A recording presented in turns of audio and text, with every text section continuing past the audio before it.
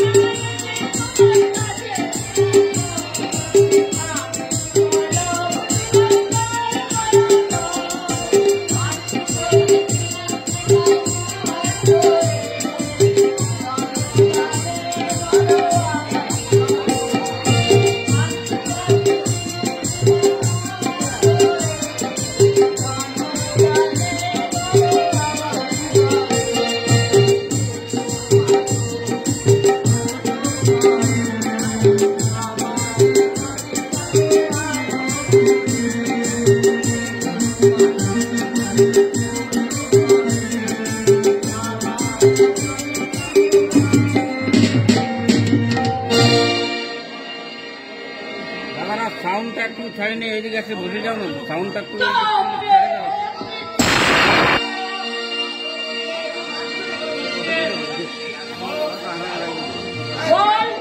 আর কখনো চুরি করে প্রসাদ নিবি বল?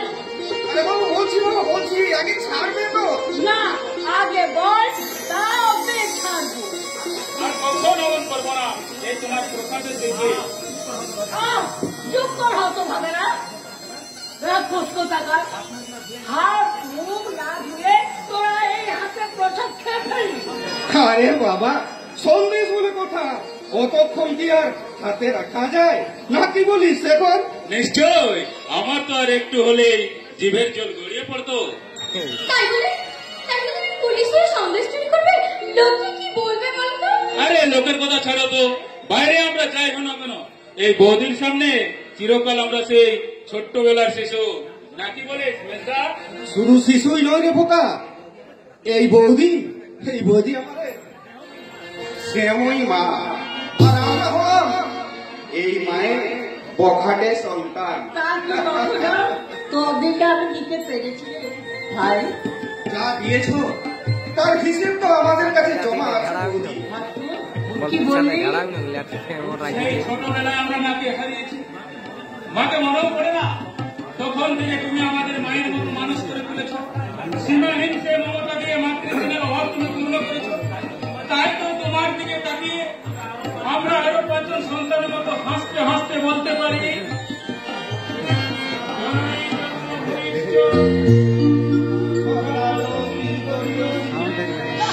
শুনছো বলি হতভাগাদের পাগলামি শুনছো? ওরে হতভাগা, হলে ওর সঙ্গে তোদের স্নেহ মা মমতার সম্পর্ক, কিন্তু আমার সঙ্গে যে তোদের রক্তের সম্পর্ক রে হতভাগা, আমি বাদেই পরের মেয়েটাই তোদের কাছে বেশি আপন হলো। শুনলি তো, তোরা আমায় বেশি ভালোবাসিস, তাতে ওই মানুষটা হিংসে। কথা বলো না বড় বউ, আমার ভাইয়েরা তোমাকে নয়, ওরা সব থেকে বেশি ভালোবাসে আমাকে। সবচেয়ে ভালোবাসে আমার। তুমি বলতে আমি মেনে নেব।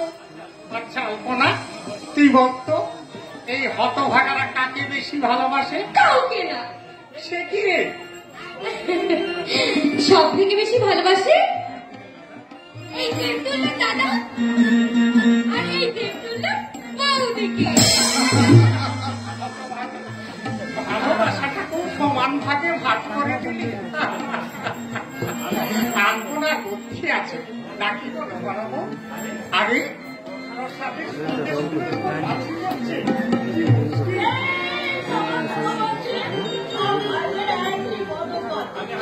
আগে হাত তুলে এসো, তারপর তুমি প্রসাদ নেবে। হাত খাবো, তার আগে আবার হাত মুখ ধুতে হবে।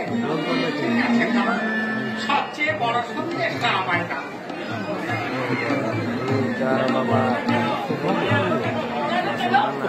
কেন? প্রাপ্য ছোট বলে আমায় যেন তোমরা ছোট সন্দেশটা দিও না বড়দা। তোর বকা বাড়ির বড় আর ছোটর উপরই তো আদরটা সবচেয়ে বেশি, তাই ছোট হলেও সন্দেশের ভাগটা তুই বড় সমানই পাবি। বর্দা, আমরা স্থির করেছি ওই স্বাক্ষরের ভবিষ্যতের জন্য আমরা প্রতি মাসে আমাদের মাইনে থেকে 1000 টাকা করে ব্যাংকে জমা করব। আমার আবার টাকা কি হবে মেজদা? তোমরাই তো আমার সব। সব দিন তো আমরা নাও থাকতে পারি। আরে থাকবি না তো তোরা জানবি কোথায়, হ্যাঁ? কোথায় যাবি? না মানে ঠিক আছে ঠিক আছে, তোরা যেটা ভালো ভাবিস তাই করবি। ভগবান আমায় অন্ধ করে পাঠিয়েছে বলেই হয়তো এত সুখ। সুখ নয় রে হতভাগা, সুখ নয়, এ হলো পূর্ব জীবনের কর্মফল। তা না হলে 1200 টাকা মাইনের কেরা দিয়ে নীলাম্বর ঘোষালের জীবনের প্রতিপদ কখনো এভাবে পাল্টে যেতে পারে? আজ আমার 2 ভাই সমাজের 2টি রত্ন। এক ভাই ইনকাম ট্যাক্স অফিসার আর এক ভাই উচ্চ পদস্থ পুলিশ অফিসার। পৃথিবীতে আমার মতো সুখী আর কতজন আছে বলতে পারিস? দাদা, আমাদের কিন্তু একটা অনুরোধ আছে, তোমাকে কিন্তু মানতেই হবে। ঠিক আছে ঠিক আছে, কিসের অনুরোধ ভাই? এবার থেকে আর তোমায় চাকরি করতে হবে না, সংসারের সমস্ত দায়িত্ব এবার থেকে আমাদের। তা বললে কি হয় রে পাগল? আমি হলাম এই সংসারের কাণ্ডারি। সংসারের সমস্ত ঝড়ঝাপটা তো আমাকেই সামলাতে হবে। তবে তোরা যখন বলছিস এই চাকরি আমি ছেড়ে দিলাম, তোদের কথা রাখলাম, কিন্তু এবার আমাদের কথা যে রাখতে হবে ভাই। কি কথা বর্দা? আমি বলবো না? না বলবো, তুই বল। তোর দাদা দিচ্ছে, খুব শিগগিরই তোর বিয়ে দিতে চাই। দারুণ হবে বলি, এই মেজর বিয়েতে ভীষণ আনন্দ করবো নাকি বলিস স্বাক্ষর? শুধু আনন্দ, খাওয়া দাওয়াটাও বেশ হবে বলো। চুপ কর হতভাগা, যেন কতকাল খাস না কেন। ও মা, একই কথা। বৌদি, বৌদি, তোমরা এমন এসব করো না, আমার কিন্তু একদম ভালো লাগে না। ভালো লাগুক ছাই নাই লাগুক, সামনের মাসে আমি কিন্তু তোর বিয়ে দেব। ওকে বলে দাও বড় বউ, ও যেন তৈরি হয়ে থাকে। হ্যাঁ হে বৌদি, তোমাদের আমি ঠিক বোঝাতে পারবো না। আরে বাবা, আর একটু হৃষ্টপুষ্ট হয়, তারপর তো বিয়ে।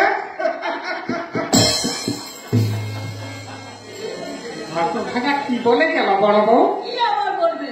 তুমি এবার বিয়ের আয়োজন করো। কিন্তু পাত্রী কোথায় বৌদি? দেখিস নি বুঝি?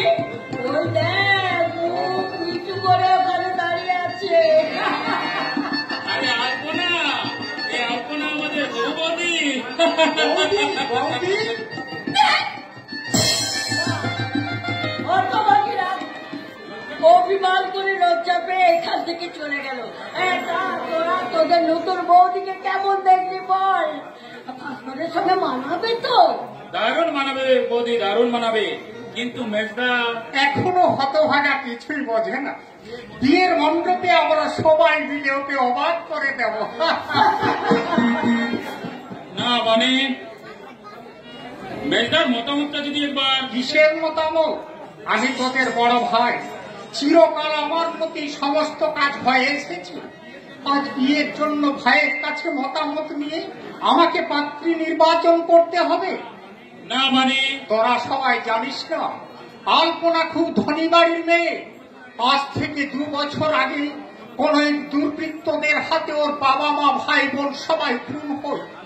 আলপনা নিরাশ্রয় হয়ে পথে পথে ঘুরে বেড়াচ্ছিল, আর সেই পথ থেকে তুলে এনে ওকে আমি আশ্রয় দিয়েছি। তারপর কথা তো তোরা সবাই জানিস না। তারপর ওর মিষ্টি ব্যবহার দেখে আমরাই একদিন স্থির করলাম ওর সঙ্গে আমরা ভাস্করের বিয়ে দেব। তবে দেখে নিও বড় বউ, আলপনা এ বাড়ির বউ হলে আমাদের সংসার উজ্জ্বল হয়ে যাবে। আলপনা আমাদের রূপম যেমন লক্ষ্মী, কোন তেমনি সরস্বতী। আমাদের এই পার্বতীর পাশে লক্ষ্মী সরস্বতী না হলে কি মানা? বৌদি, লক্ষ্মী সরস্বতী বুঝি খুব সুন্দর? হ্যাঁ, খুব সুন্দর। তোমার চেয়েও সুন্দর বুঝি? বোকা কোথাকার! লক্ষ্মী সরস্বতী হলেন স্বর্গের দেবী, আর স্বর্গের দেবী সুন্দর না হয়ে কি আমি সুন্দর হব? তুমি এই তো আমাদের দেবী বৌদি। স্বাক্ষর! তুমি যে মা, মায়ের চেয়ে সুন্দর